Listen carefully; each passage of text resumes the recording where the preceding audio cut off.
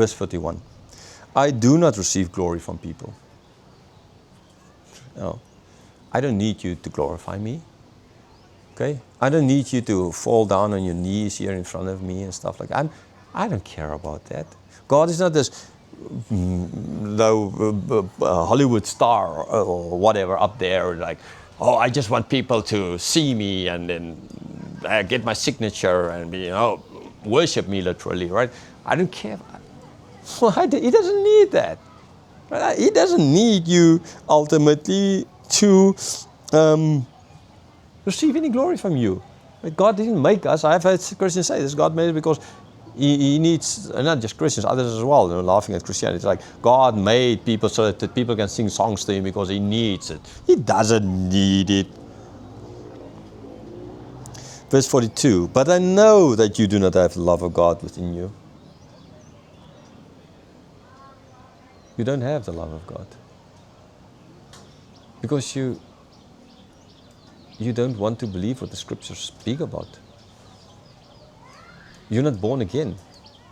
It's so simple. Therefore you can't. Because there's no love.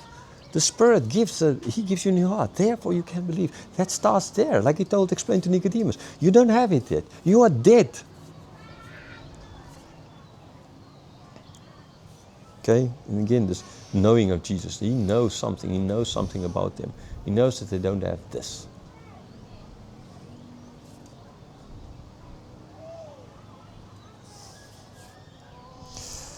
Verse 43, I have come in my Father's name, and you do not receive me.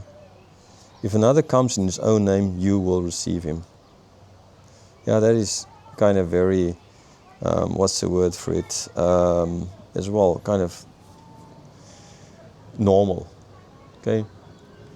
We are so fast to receive other people to listen to false. I mean, I remember as a kid growing up, there was this cult up there in the mountains, up in the mountains in the valley kind of. I mean, they were a cult. People were basically enslaved to them. But people enslaved themselves to them willingly. They went to them willingly. But if you would go and tell about Jesus, then they would just slap you in the face and laugh at you. Okay? That's the point. You are willing to receive those others, right?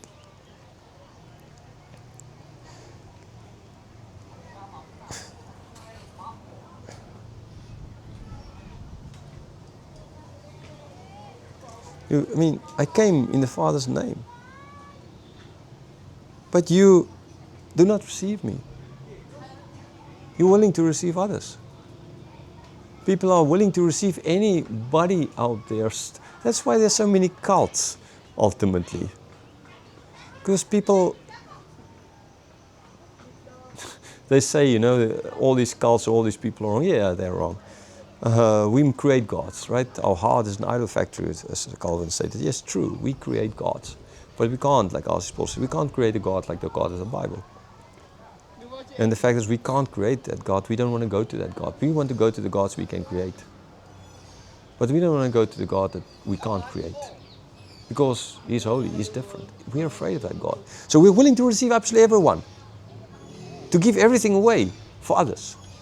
But not, ultimately for the true God. Verse 44. How can you believe when you receive glory from one another and do not seek the glory that comes from the only God? Here He's seating them as well at what's their reason for living. It's to get glory from each other. As long as we glorify each other, we are all good. It's about themselves. It's just about themselves. They are the gods in their life. They don't care about Christ ultimately. They say, yeah, we're looking in the scriptures where we can find eternal life. But ultimately they know. They know they're willing to rather follow the liar than to follow the one coming in his own name, than the Messiah. We're looking for the Messiah. When the Messiah came, no, we will go for all the other Jesus that comes along. Right? Even to John the Baptist they sent. Right? They had more respect for John the Baptist even as for Jesus. Okay?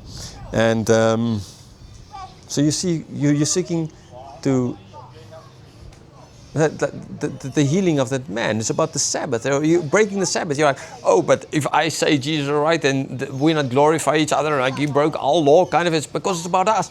The thing that lie at the foundation of their being so angry in the beginning at Jesus, ultimately later on, because, as we've seen, because he called himself, made himself equal to God.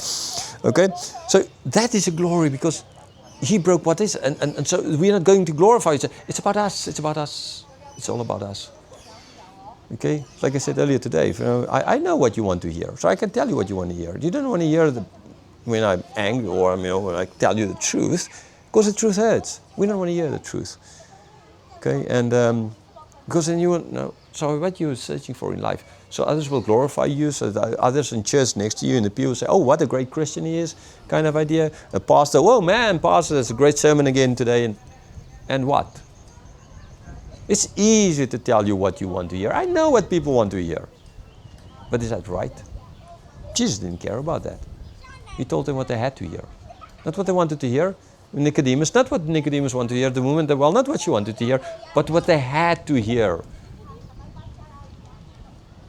That's the difference. We're not seeking the glory that comes from God, ultimately. You die, and then what? What's the point of the glory of man?